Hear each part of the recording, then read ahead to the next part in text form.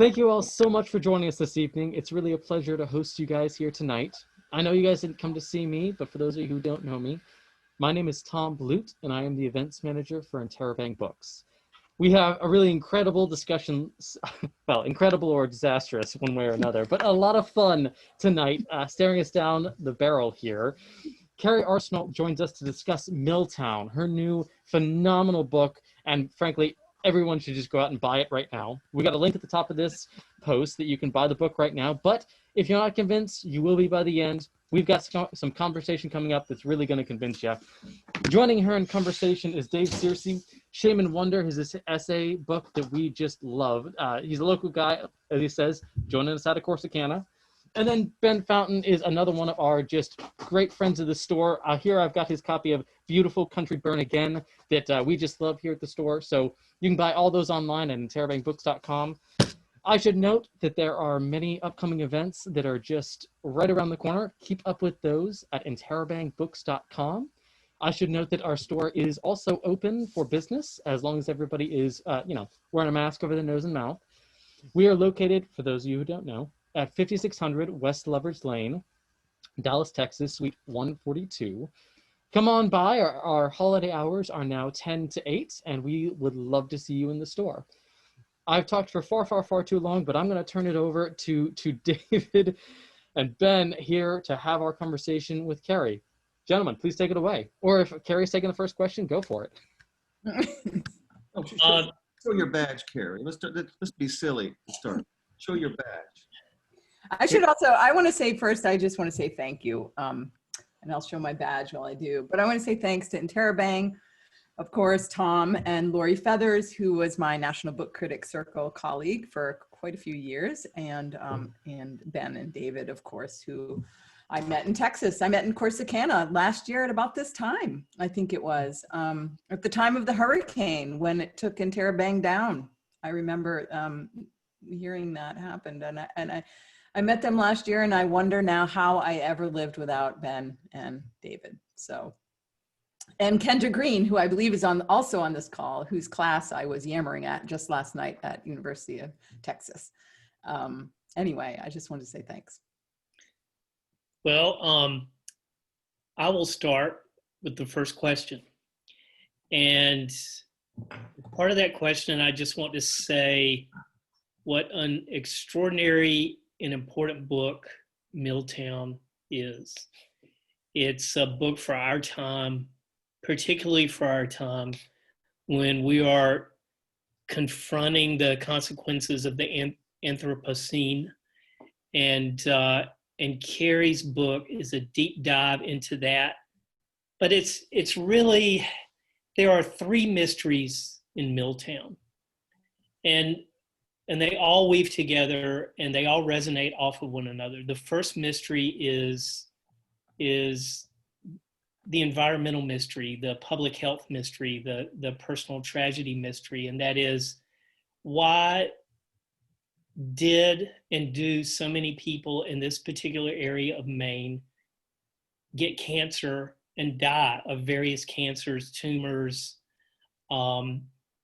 and it's Kerri's thesis, which she supports in the book, that it's the mill, the paper mill in town, that's responsible, the same mill that provides a livelihood for so many of the city's residents.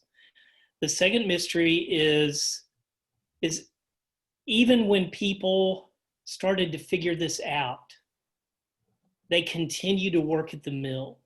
They continue to tolerate the public health disaster in their midst, in their homes.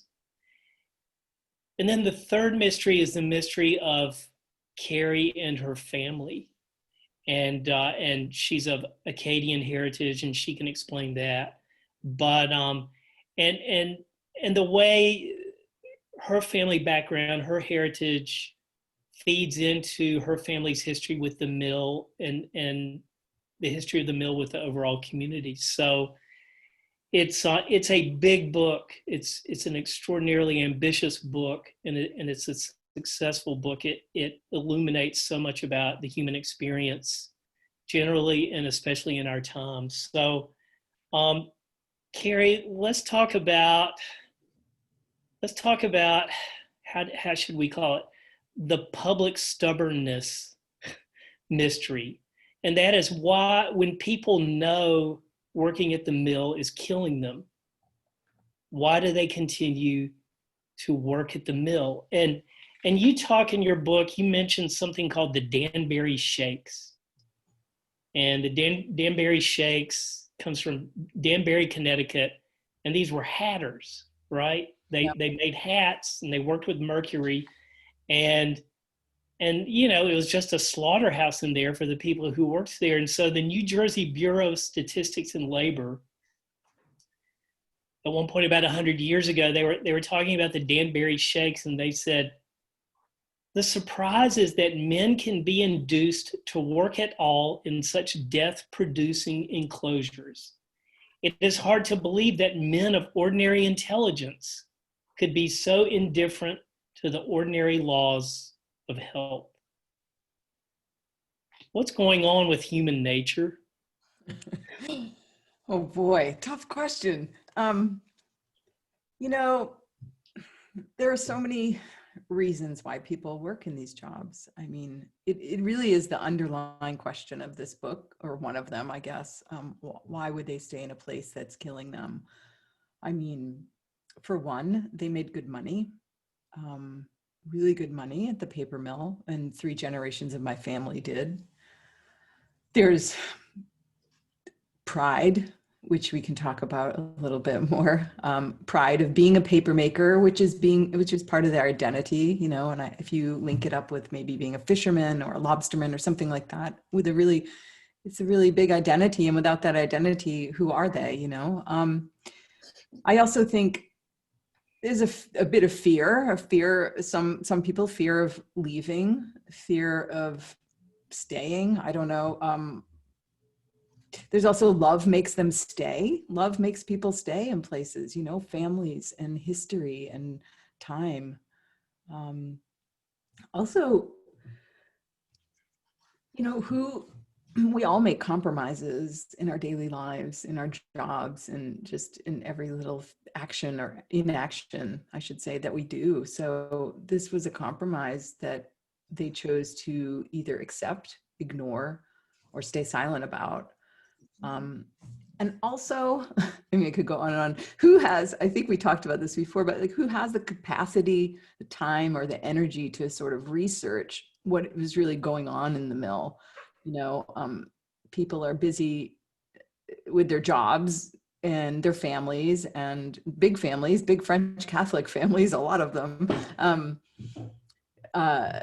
Or they're making minimum wage outside the mill, you know, trying to feed their kids and trying to buy clothes and trying to find a job. And if they don't have a job, they got to get a car. And if they can't get a car, they have to walk. And if they have to walk, there's only so many jobs you can get. And I think I said something in the book about who has time to fight a mega corporation when you're making minimum wage. You know, who has time? Yeah.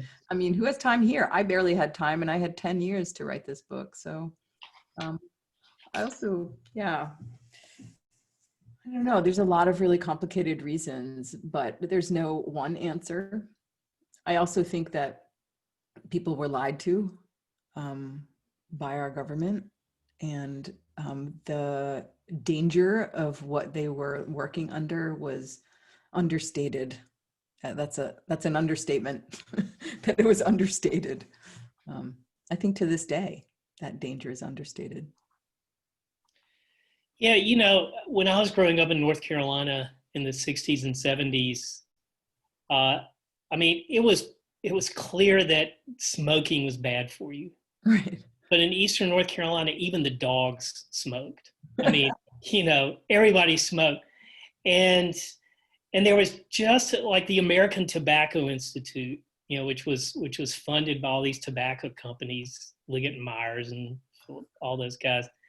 And they would put out research. Well, the links are inconclusive. Inconclusive. You know, this study shows you can't definitively say, like, we're missing the final causal link. You know, so people go around smoking, say, oh, well, you know, it may be bad for me, but, well, you know, the American Tobacco Institute So there's always propaganda out there. If there's profit involved, there's going to be propaganda out there pushing the other line. And of course, we see that with climate change. Oh my God. Yeah. Yeah. You know, that unless you were going to ask something, that it's interesting you said that line. So that line of not being able to connect definitively toxics and disease was really something that drove this plot of this book, that ambiguity. You know, I mean, I started the book with a piece of ambiguous information. It was my grandfather's obituary, right? And it was information I didn't know about him. And when I started researching it, I found out it was all wrong. And so was his death certificate. So I'm like, how are these records that we're supposed to sort of believe in be so wrong? You know, that ambiguous, you know, that kind of unknown or ambiguous or missing information or absent, it sort of laid the groundwork for the structure of it. And in that, not only is that link between toxics and disease ambiguous, but so is, you know, everything, as you remember in my book, trying to connect dots. It was like the dots kept, Let me jump in. as David would know, the dots, like space, like there was a space analogy I used. I think when you're for almost your first response to Ben's question, you drifted off and said love. That's something. Why do we stay in hideously failed relationships? Why do we embrace certain horrors in our lives? Not just on the grand scale like this, but on the small scale. Yeah. Somehow there's a capability that we embrace and love our injury in some strange way. I love the way your book is not merely an indictment of obviously responsible parties, or of the lies and the kind of the mechanics of the politics of all this. It's an understanding flowing under this of the family that actually embraces this, that makes a joke of Cancer Valley, that term. Right. And people, there's this this sense that that there is a love, not just that you embrace the whole risk, the whole idea, the whole fragility, the entire provisionality of your life here in this. In some strange way, we do not understand. It's very hard to understand it. And to your great credit, you would address it, you bring it, you write over it, you allow it to appear from underneath these lists of damaging toxins. On page, what is it? Oh yeah. There's a beautiful moment when on page one, I've got my notes here, you know, doing my homework. On page 117, your grandfather Ernie's, appears a list of his, well, no, first, there's a list on 96, 97, list of all the dates significant to the great pathology, all the poisons, the discovery, the deaths, the exotic cancers that are being encountered, list date by date from 1980 to 2012. That's on page 96, 97. Then only 10 pages later, and you don't have a lot of lists. There's only one other way at the end of the book, just these where your pairs on the page, so you see them as if they are paired. Ernie's, your grandfather, that's right. Ernie was your grandfather, right? Yeah, yeah. Ernie's calendar list of common day-to-day events. Just I picked up the trash. I got a haircut. I got it, and they're almost paired with these horrific notations 10 pages earlier down the page like this. And it's terribly eloquent. I don't quite know what it means. I don't have a theory, but that this whole thing is about paper. Right. And you've got this wonderful sense of beneath, put it on my note, beneath the clear white paper that receives our thoughts, the terrible unthinkable. Well, you know, and the book presents that without being didactic about it, and it's always flowing under, and it is a great mystery. It's the encompassing mystery, I think. The sorry, that paper, you say that underlying paper, it's interesting. I had been thinking about this for a while. Sorry, excuse me. You need some more wine. Yeah, I do. Hey, Drew, my husband's on this. We were making paper that was making the Sears catalog too, which to me was this thing that I got every year for Christmas, and I would circle everything I wanted. It was like the epitome of the American dream. Like everybody was in their great outfits for Christmas, and the trees were decorated just so. And here we were making it on the backs of our labor and getting poisoned. And at the same time, we'd get that catalog delivered. It's kind of what I think that's kind of what you were saying, or at least that's how I interpret what you were saying, is that it is this hideous thing underlying this Sears everything desire is simultaneous with everything we fear. I mean, it gets that profound. It really is, you know. One informs the other. And well, it was like I said to you in the book, it was the home, you know, home is what I feel like identifies us no matter where we're from, and our landscapes identify us, whether they're social or cultural, economical, whatever. But me going home and coming back and going home and coming back and really trying to work on this book and work on what this town was about was like being in a really deep and complicated love affair. Again, like to bring back the word love, like that really complicated love affair that you think you probably shouldn't be having or something. There's a Steve McQueen movie I remember called The War Lover. It's almost forgotten, but there's something there. There's something there. Taking a note. Yeah, though it is. I mean, I think a lot of people have that feeling about home once you leave. I mean, or if like you, David, who stayed, you have different spaces that you, instead of going back and forth, you are going horizontal and vertical space, exploring your home in your essays, which, again, incredible. Yeah, the inflection of your life is opposite mine. Mine is flat. Right. I love the flatness. I excuse the flatness. I defend the flatness. And you've got this terrifically inflected, not only just in terms of the actual topography of the places you have lived, but the topography of your activities, your curiosities, your investigation. Yeah, it's funny. I was thinking about that. The landscape where you write, it has an emptiness, but it's not empty. I guess flatness is the word. I was thinking of empty. It's not empty, but it is about emptiness. It is about, right. Thank you for clarifying that. But yeah, this that ambiguity, I really think it was the sort of genesis of everything here, and that list you talked about too, I wanted to address, was, you know, really reflects this, my accumulation of things as I went home back and forth too, right? It was like I would go home and I would say I would think about what is home like now, and what was it like then, and who was I, or what did I think it was like? And I was looking at the past and the deep past and the recent past, and then I was writing a book about it, and then I got involved with the town in this activist movement. But it was all these I guess it was an accumulation of perspective, of data, of things, of genealogy, of information. And that accumulation, I feel like, also reflects, you know, how toxics accumulate in our DNA. You say, again, page 116, disease and family are two separate paths, two explorations I continue to make, and I catch glimpses of one as I mark steps into the other. And it's and you do it without intending to be graceful. You do it just describing, like, almost like Ernie's notes on a calendar. It's almost as thoughtless as that, and therefore very beautiful and very true, and very moving, finally. I was going up a stairway in France. What is it called? There was a stairway where these two stairways intertwine. Talk about the DNA. Yeah, isn't that amazing?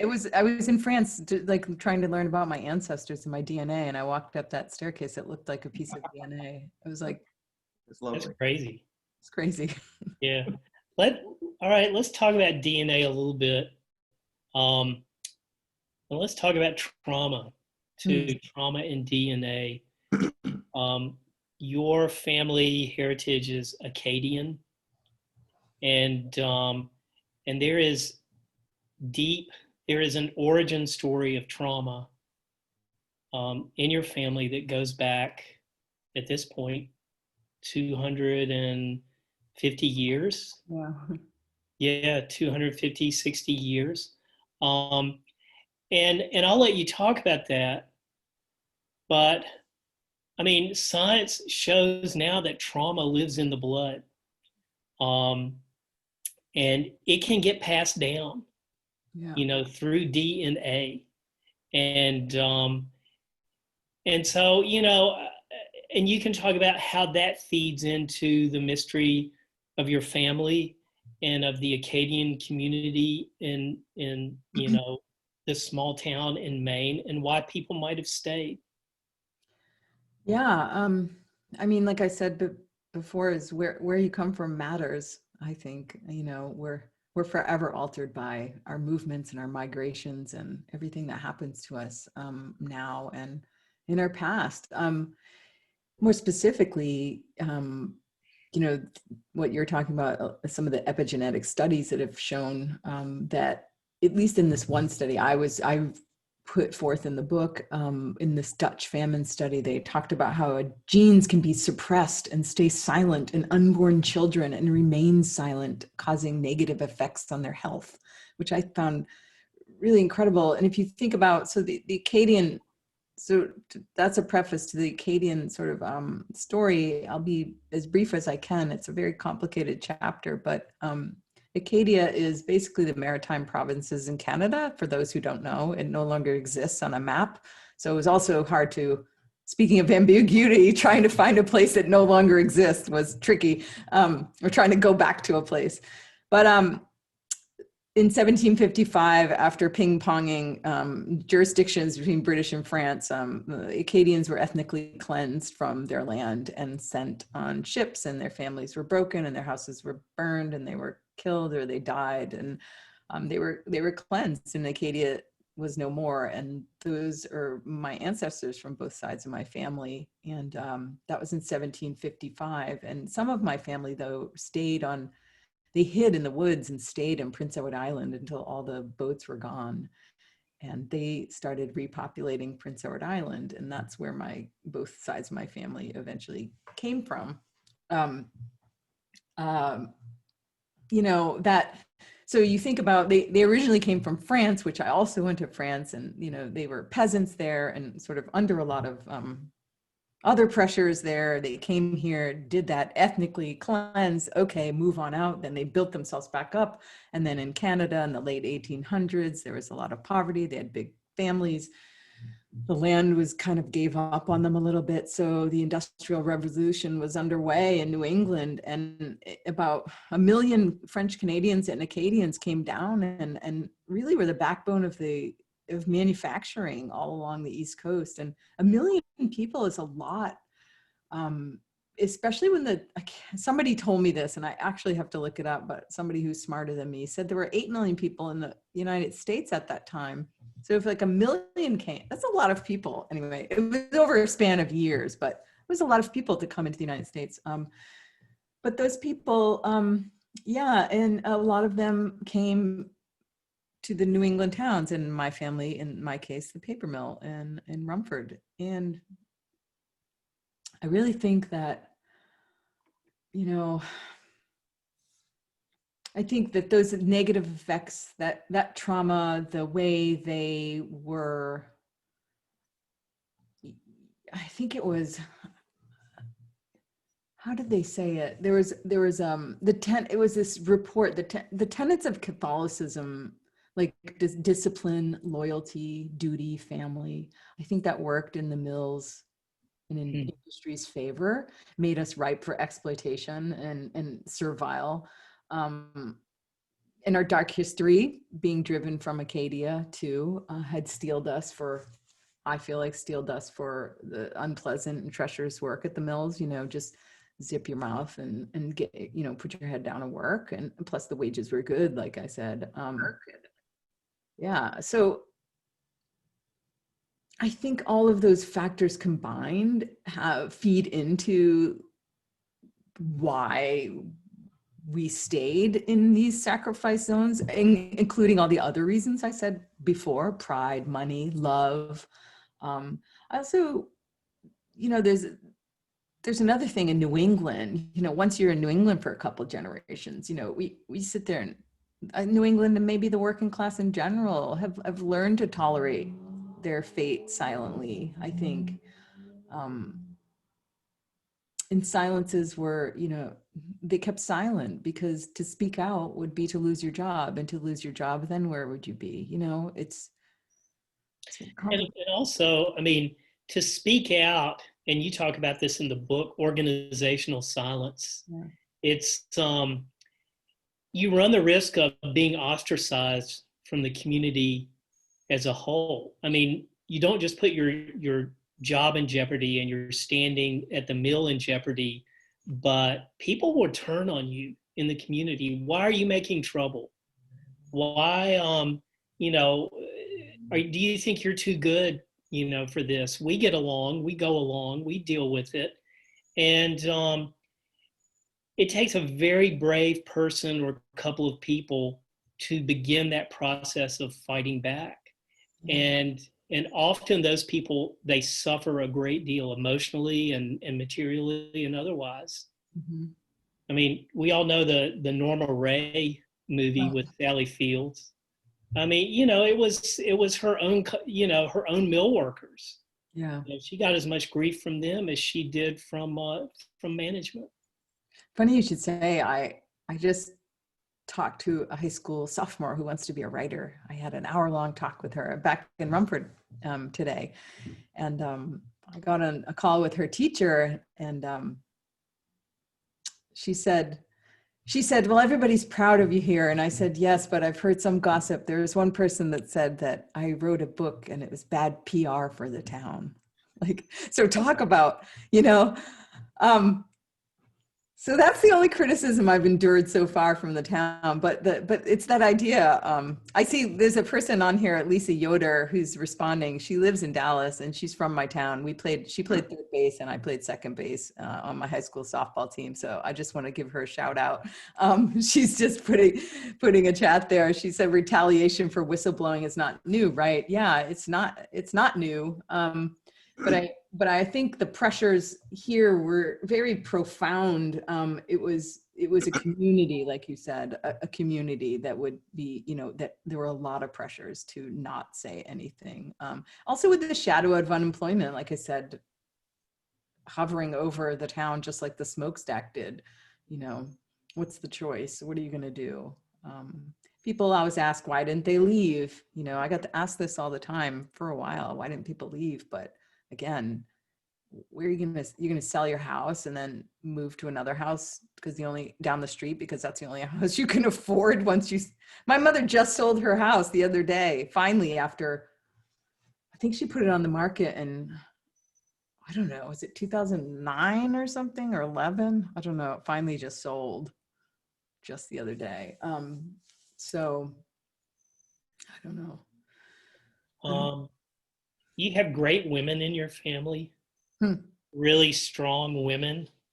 And there's a wonderful passage at the beginning of the book about your mother and her daily routine. And then your grandmother, Bridget, she had a hard life, very tough woman. And there's a scene in your book where she's got most of her grandchildren all around her. And so I'm just going to read verbatim.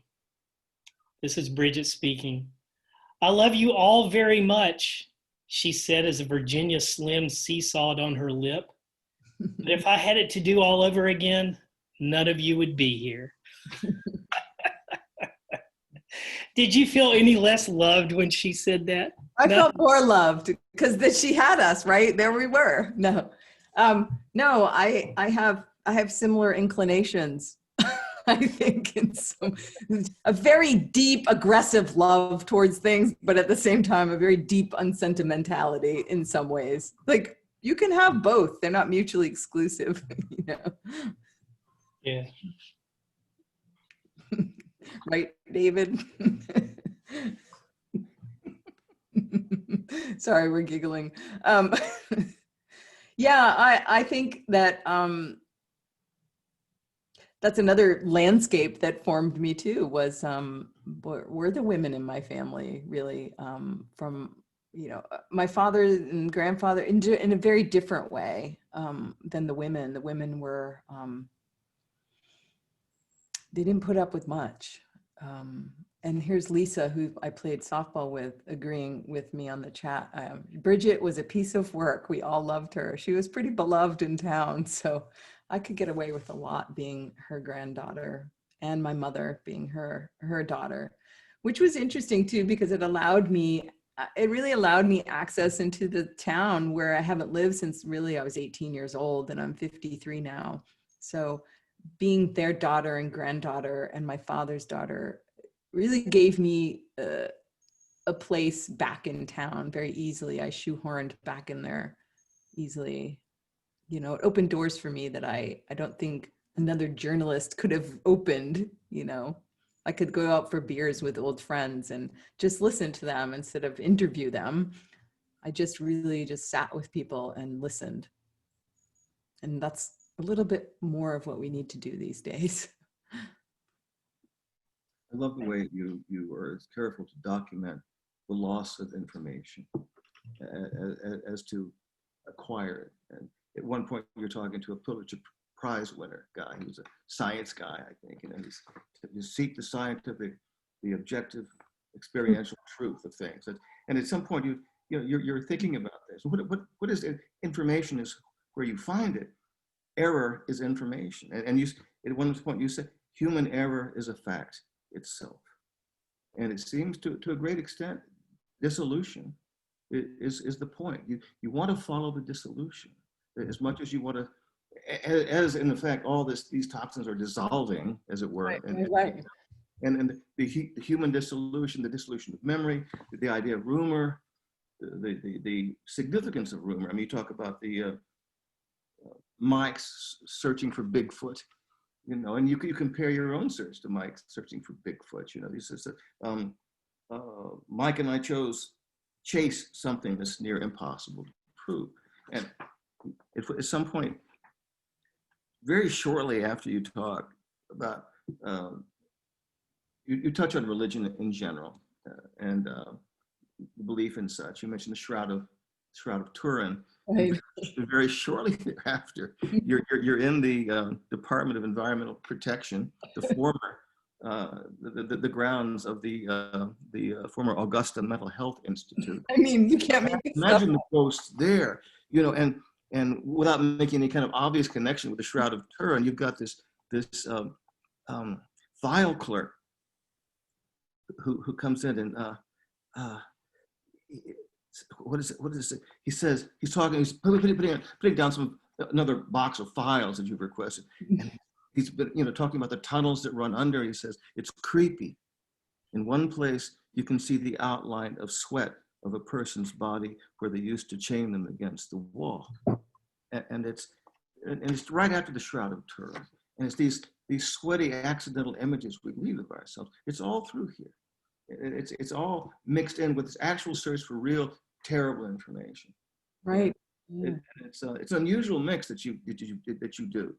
This emotional gleaning in the midst of this very deliberate, almost legal scientific investigation that's going on. I don't know anybody else who does it that way, who has done it that way. And it's very strange and very beautiful. Yes, my poor editor. She said the same thing. Yeah, that dissolution is part of that ambiguity. I'm really glad that you saw that thread throughout.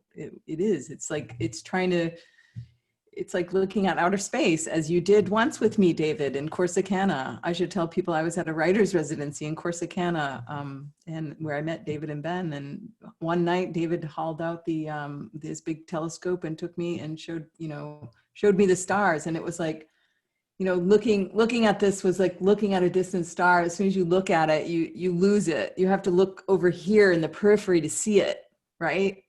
The averted vision. Yeah. Is that what it's called? It's a thing. It's like I just made that up. I don't know, but that's what it feels like. It's true. It's true. Let me just say one thing, and then I'll be quiet about this. But no, but don't. The photographs throughout.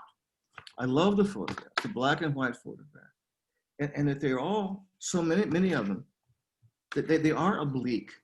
Many of them are oblique, accidental, and fugitive almost. I mean. so much like those shots that you lost with your dad on your trip to Prince Edward Island. And you've got these photographs up there, and it's not showy, arty stuff.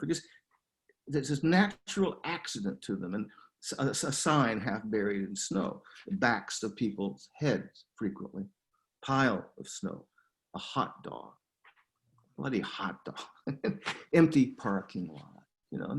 And there's some proper shots of people too, but the photographs they're all sliding away. It's very eloquent. Okay. Kerri, Charles has a question. There is a resemblance to Arley Hochschild's Strangers in Their Own Land, resemblance between her book and yours. Former Acadians play a role in Louisiana. Any impact for you from this work? I know-ish. I didn't read much of it until I was pretty much through my book, and somebody had said, hey, you should read this book.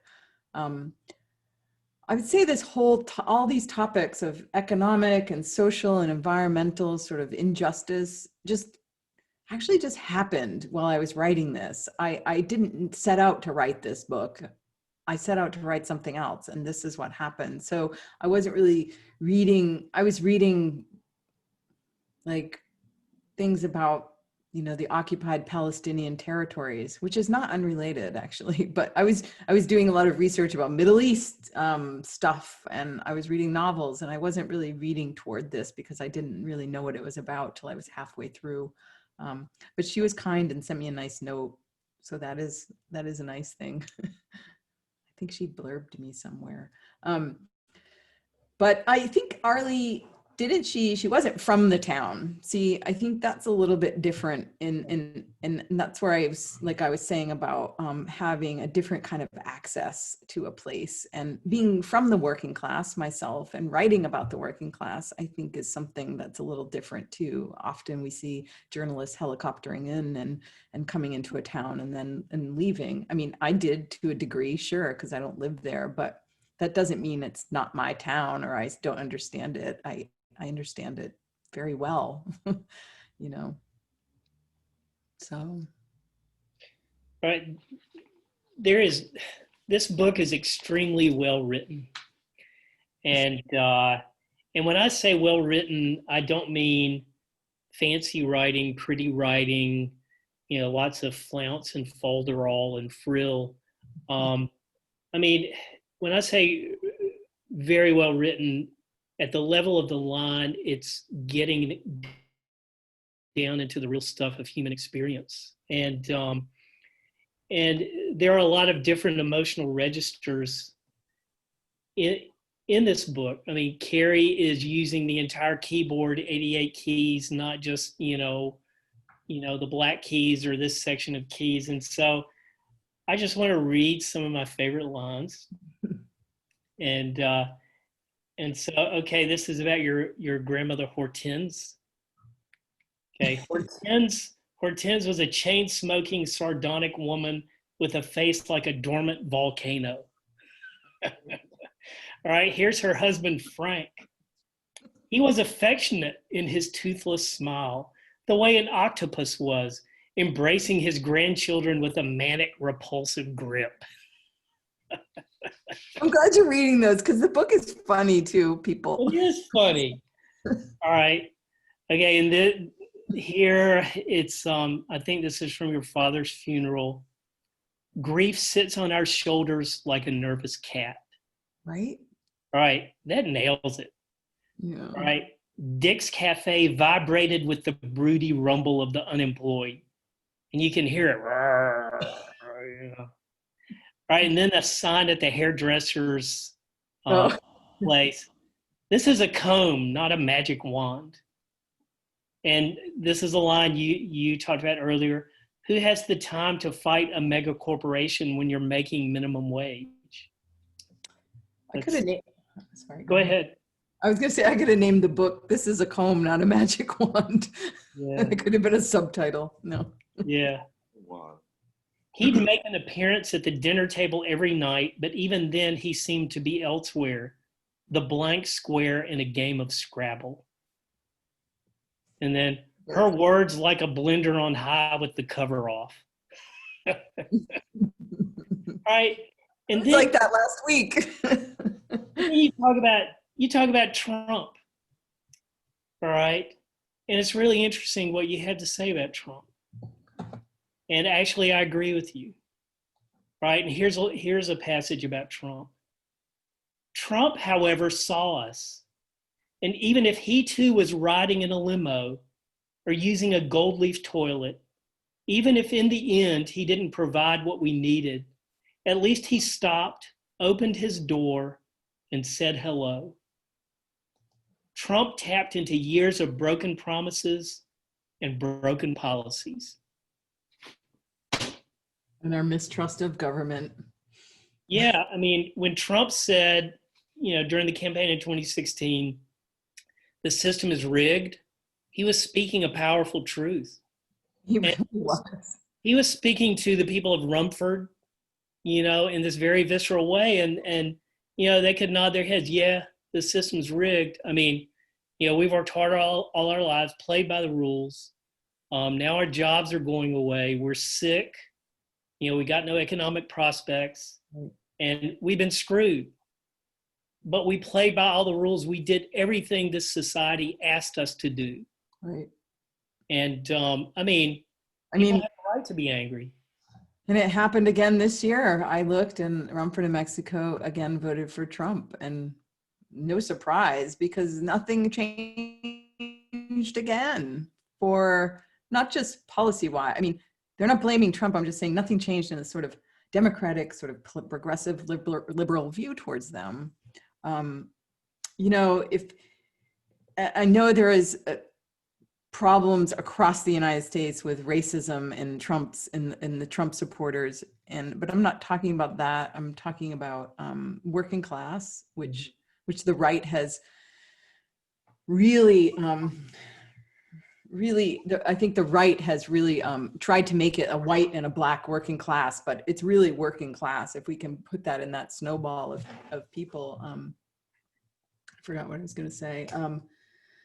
They didn't see a change in attitude towards them, and so they're not going to change their cultural ways either. I think that people have to just kind of meet both ways, meet somewhere in the middle, sit down and have a beer and have a cup of, that sounds really silly and ideal, but I've just been seeing the same exact thing happen yesterday and today. It's just everybody just, I don't understand. I'm like, look at the map of America. It's all in the middle, it's all red, and then in the coast and in the urban areas, it's all blue. Figure it out,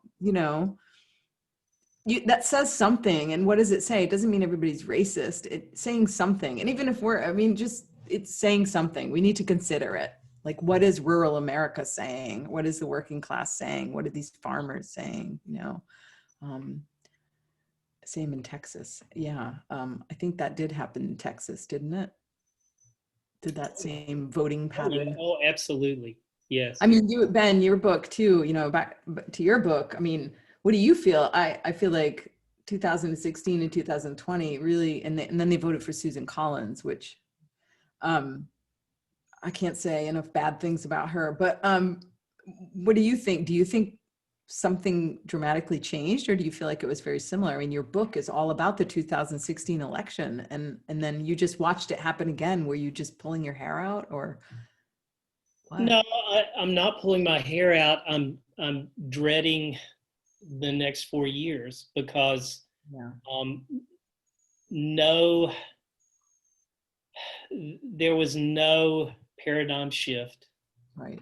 And if anything, I think the lines are even starker now. Yeah. And I certainly don't see anything meaningful being done to improve the lives of working people in this country. There may be some incremental changes.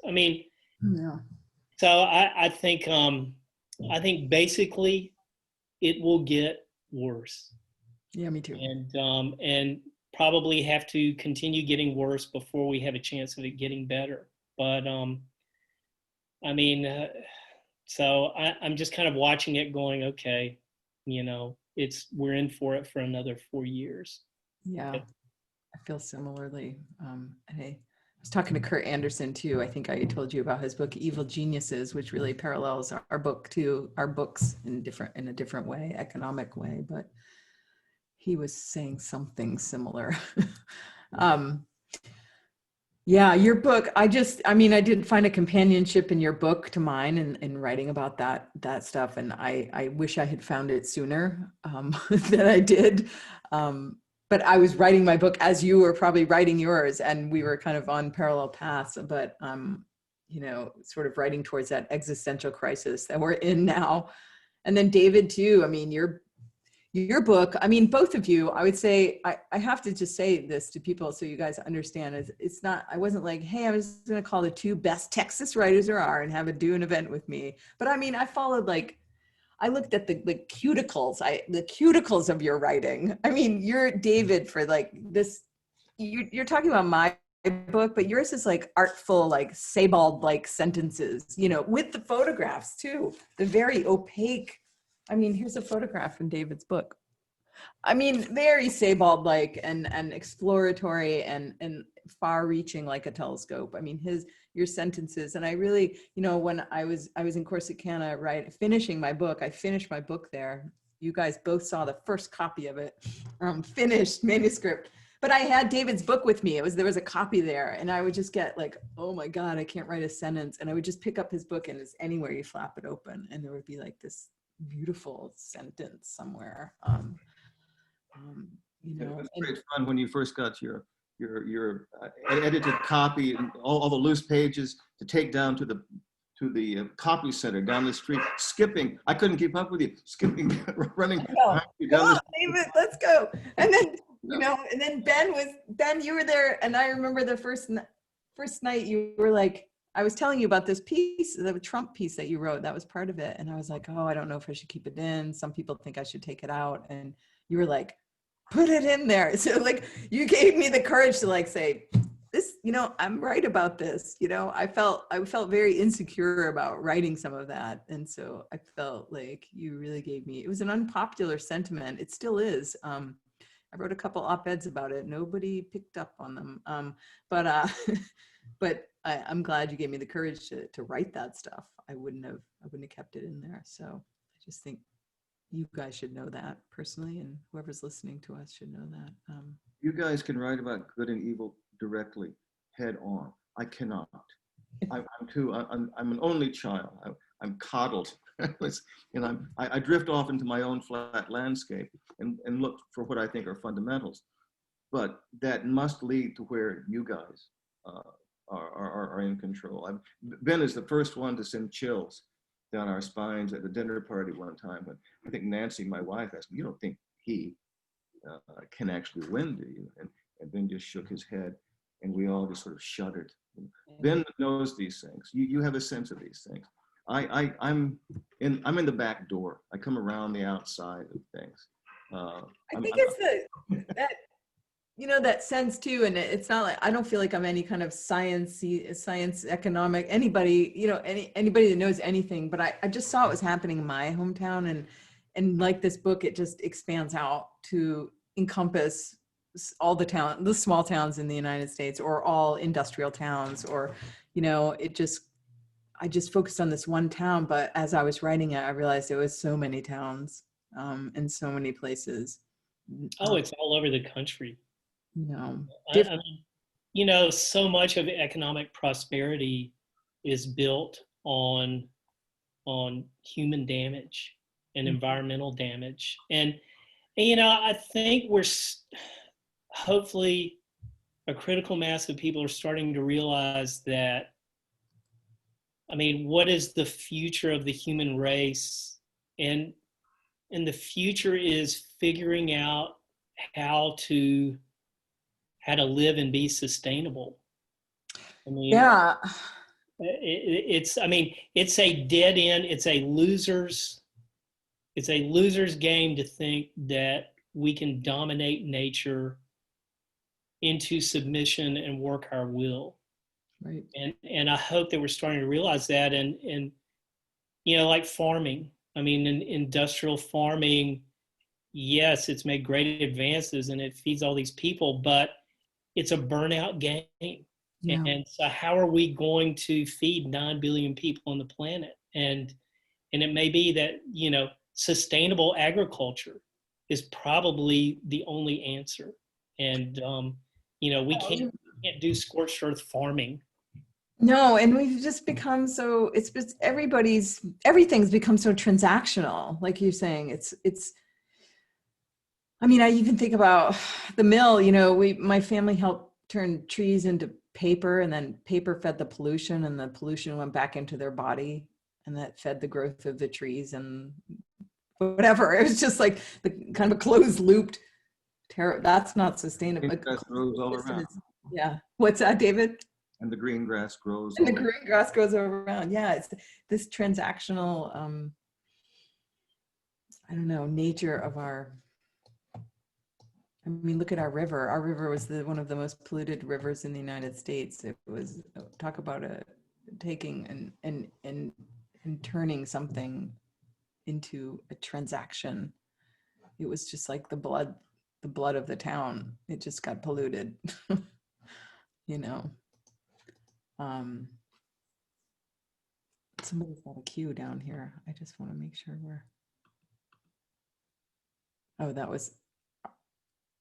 Arley's book. This is back to Arley Hochschild. Arley's book was a deliberate research project, but only because she got the needed contacts from an acquaintance. She definitely did not come from Louisiana. Nice that she sent a note to Kerri. Yeah, she was totally really nice. Mine was not a deliberate research project at all. It became one, but it was not a deliberate research project. It's not what I planned to do, but that's life. I mean, the book, the main structure of the book is really the shape of our river, which is on the front of the book. And the main structure of the book is that shape. It's a river. It does a lot of crazy things. Sometimes it stops, sometimes it dies, but it moves forward nonetheless, you know.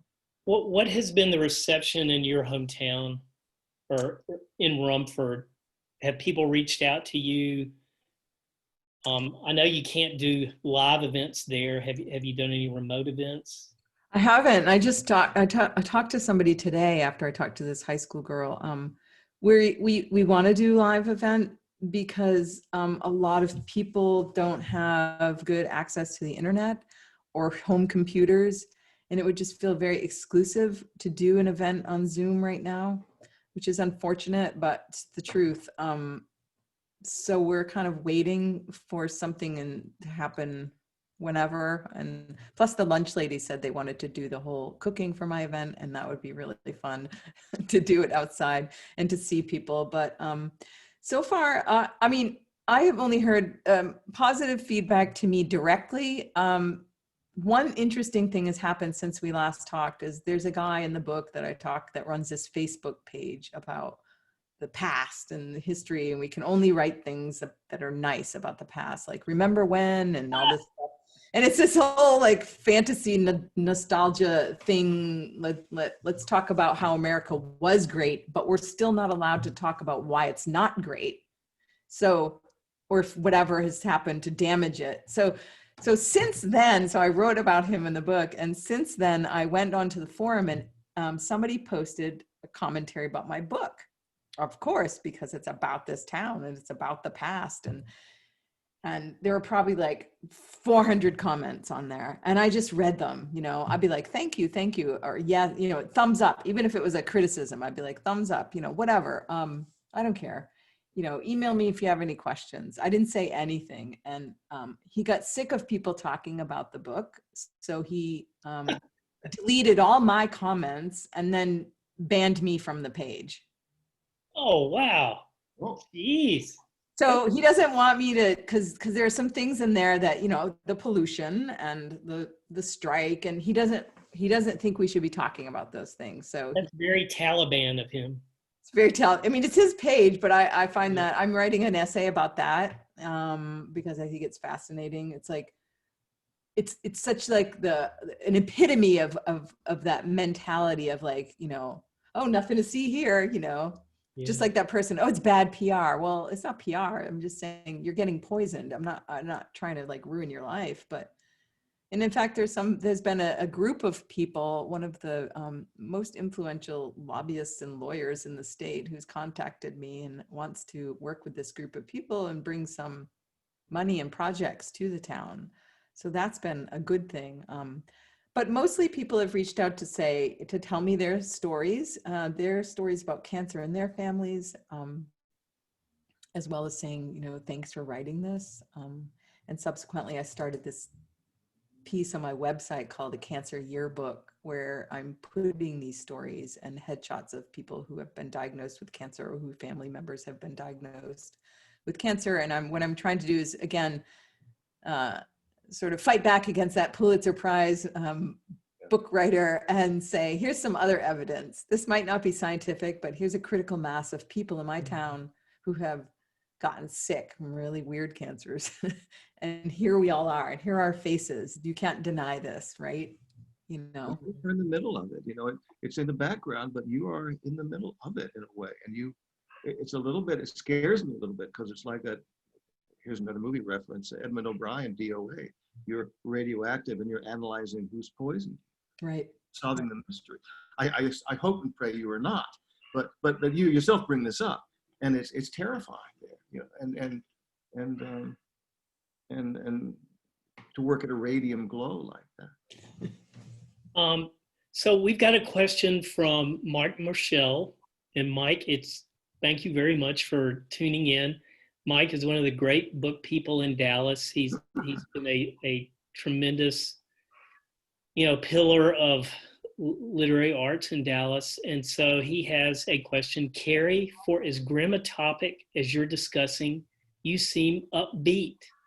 Are you? I know, it's, you know, John Freeman asked me that same question once, and I'm not even sure how to answer it. I'm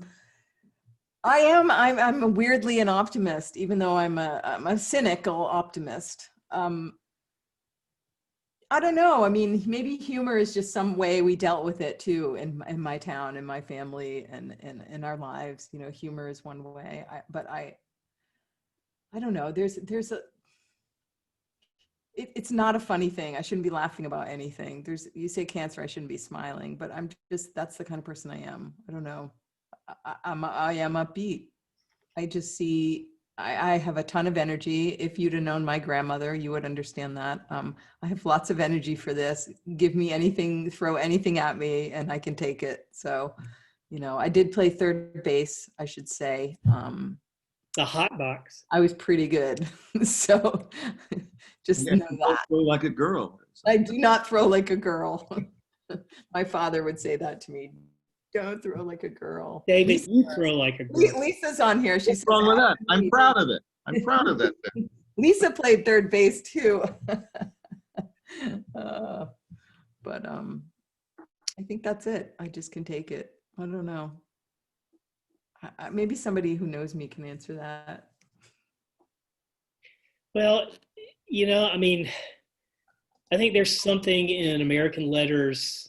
There's a tendency to think, if this book is depressing the hell out of me, it must be really heavy and good.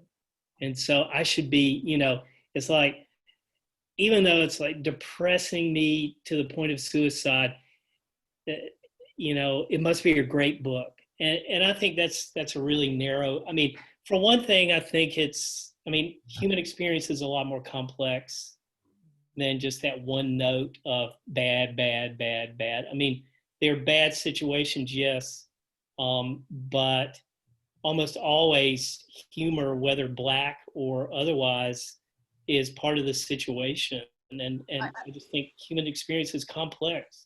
Yeah, and I should say too, I really thought a lot about environmental storytelling in general, about what that means and how to tell a story about something ambiguous, dangerous, and toxic, and to make it readable without feeling like doom and terror and sad and bad. And, you know, I really thought deeply about environmental storytelling and trying to read tons of books. You know, I'm an editor at Orion magazine, and I read a lot of books about the environment, and many of them are just too depressing or too boring to read. So I thought, how can I make this story urgent? And it goes back to the first answer that I gave. It's about love.